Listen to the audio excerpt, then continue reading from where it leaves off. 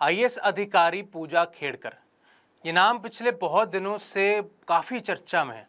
इस नाम की चर्चा इसलिए भी हो रही है कि किस तरीके से सिस्टम के साथ, सिस्टम में रहकर ही लोग खिलवाड़ करते हैं, ये आज सरासर चीज़ें हमारे सामने आ रही हैं। यूपीएससी की परीक्षा जब भी होती है तो एक चीज़ तो सामने रहती है कि यूपीएससी से बड़ा एग्ज़ाम हिंदुस्तान में कोई है नहीं। आईएएस अधिकारी बनना हर उस शख्स का ख्वाब होता है जो ये सोचता है मैंने सिविल सर्विसेज करनी है, देश के लिए कुछ काम करना है।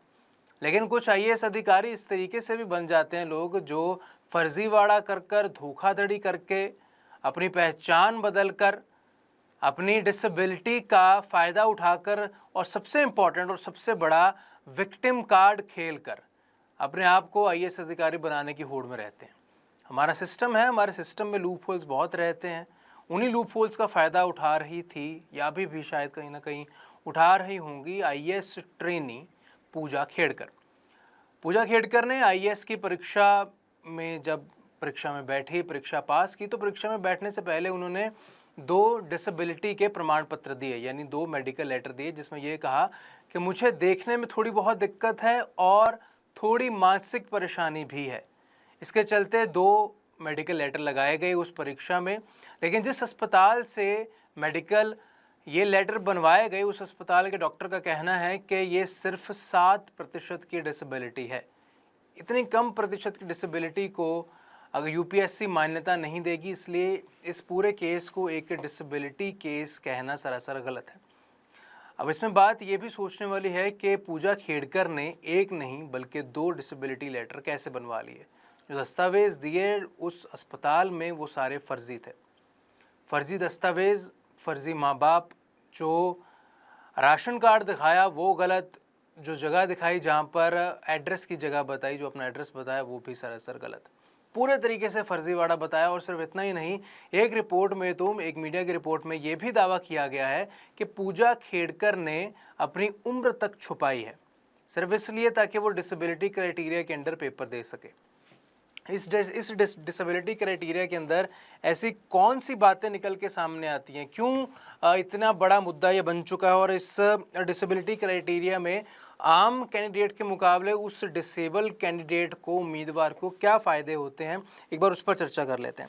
सबसे पहले, हर पेपर में 1 घंटे का समय ज़्यादा मिलता है। अगर कोई कैंडिडेट डिसेबल है तो उसे हर पेपर में, यूपीएससी के जो एग्ज़ाम्स होते हैं, चाहे फिर वो मेंस प्रीलिम्स हैं या मेंस है, उसे 1 घंटे का समय एक्स्ट्रा मिलता है।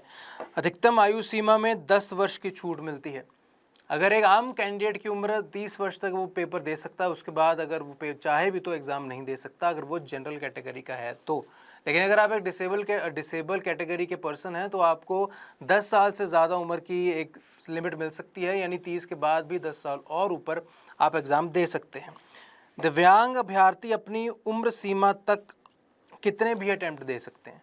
अगर एक जनरल कैंडिडेट की बात करें, जनरल कैटेगरी का कैंडिडेट सिर्फ 4 अटैम्प्ट दे सकता है। वहीं अगर SC ST की बात करें तो ये संख्या डबल या उससे थोड़ी ज़्यादा हो जाती है। लेकिन एक डिसेबल कैंडिडेट जितने मर्जी अटैम्प्ट चाहे दे सकता है, चाहे वो हर अटैम्प्ट में फेल ही क्यों ना हो रहा हो।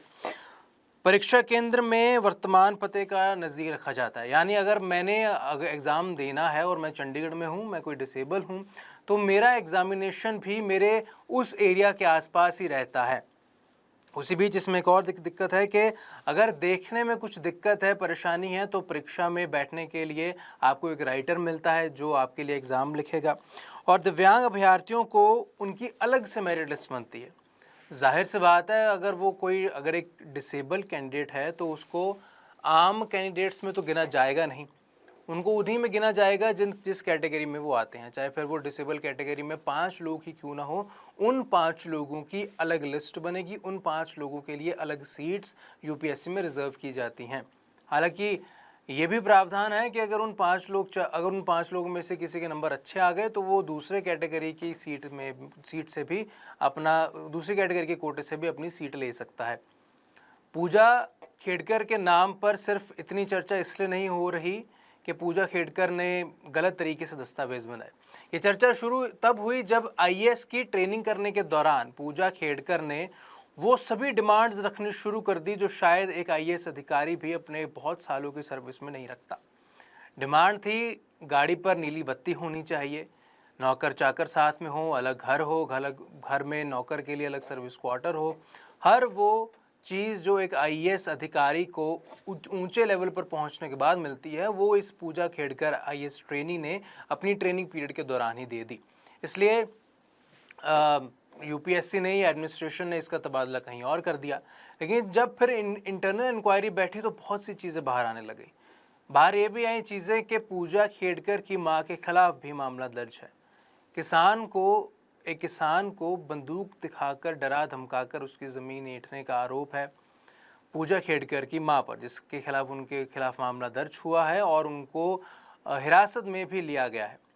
इस पूरे धोखाधड़ी के फर्जीवाड़े में पूजा खेड़कर के साथ साथ उनकी माता और उनके पिता भी शामिल हैं, क्योंकि जिस तरीके से फर्जी दस्तावेज़ बनाए गए, जिस तरीके से फर्जी माँ बाप, फर्जी राशन कार्ड, हर वो चीज़ फर्जी बनाई गई ताकि इस फर्जीवाड़े को अंजाम देकर एक फर्जी आईएएस अधिकारी किसी डिज़र्विंग कैंडिडेट की सीट पर बैठकर अगर आईएएस अधिकारी बन गया, तो आप सोच सकते हैं कि जिसने उस सीट को हासिल करने के लिए जितनी बड़ी धोखाधड़ी की है, जितने स्कैम्स किए हैं, फ्रॉड किए हैं, घूसखोरी भी हो सकता है, किसी को पैसा खिलाया हो, रिश्वत दी हो। अगर आईएएस बनने से पहले ही इतने कुकर्म कोई कर दे, तो आईएएस बनने के बाद किसी बड़ी जिम्मेदारी पर, बड़े पोस्ट पर पहुंचने के बाद वो किस तरीके से बड़े गलत काम कर सकता है। इसलिए अब यूपीएससी ने भी पूजा खेड़कर के खिलाफ मामला दर्ज किया है धोखाधड़ी का। और अगर ये फर्जीवाड़ा, ये धोखाधड़ी साबित हो गई तो पूजा खेड़कर नौकरी से तो जाएंगी ही, एक बहुत बड़ा फैक्टर ये भी होगा उन्हें जेल में जाना पड़े। लेकिन जो कैंडिडेट्स वाकई में डिसेबिलिटी क्राइटेरिया के साथ यूपीएससी के एग्ज़ाम्स में बैठते हैं, उन पर सवालिया निशान हर बार खड़े होते रहेंगे कि अगर एक अधिकारी इस तरीके का मिल गया जिसने, अगर वो हो सकता है अगर अपने ट्रेनिंग पीरियड के दौरान पूजा खेड़कर शोर ना मचाती, बहुत सी चीज़ों का, सुविधाओं का शोर ना मचाती, तो हो सकता है वो सीधे सीधे आईएएस बन जाती। हो सकता है इतना बवाल होता ही ना। उन्होंने शोर मचाया, बवाल हुआ, इंटरनल इंक्वायरी हुई, जिसके बाद सिस्टम में किस तरह से लोग सिस्टम को दीमक की तरह कुरेद रहे हैं, खोखला कर रहे हैं, वो चीज़ सामने आई है। अब पूजा खेड़कर के खिलाफ मामला तो दर्ज हो गया है। यूपीएससी के अगर इंक्वायरी में ये आरोप सिद्ध हो गए तो पूजा खेड़कर अपनी नौकरी से तो जाएंगी ही, उन्हें जेल भी जाना पड़ सकता है। साथ ही साथ उनके माँ बाप के ऊपर भी बहुत बड़ी कानूनी कार्रवाई हो सकती है। कोई आम बात नहीं है यूपीएससी के एग्ज़ाम में धोखाधड़ी करना। इंडिया का one of the most toughest exam, सबसे हाईएस्ट लेवल का एग्ज़ाम है। ऐसे एग्ज़ाम में धोखाधड़ी की, वो भी इतनी डिटेल्ड धोखाधड़ी के साथ, इतनी बारीक डिटेल भी साथ में रखी कि अगर गलत मेडिकल लेटर बनाने भी है तो इस तरीके से बनाए जाएं कि वो असली लगे। हालांकि इस पूरी घटना में जो सबसे ज़्यादा चोट लगेगी वो उन लोगों को लगेगी जो सीधे तरीके से, सही तरीके से एग्ज़ाम में बैठने की, काम करने की कोशिश करते हैं अपना, कि सही तरीके से एग्ज़ाम हो सके, हम पास होकर या तो आगे बढ़ें या फिर फेल होकर दोबारा उस चीज़ में प्रयास लगातार करते रहें।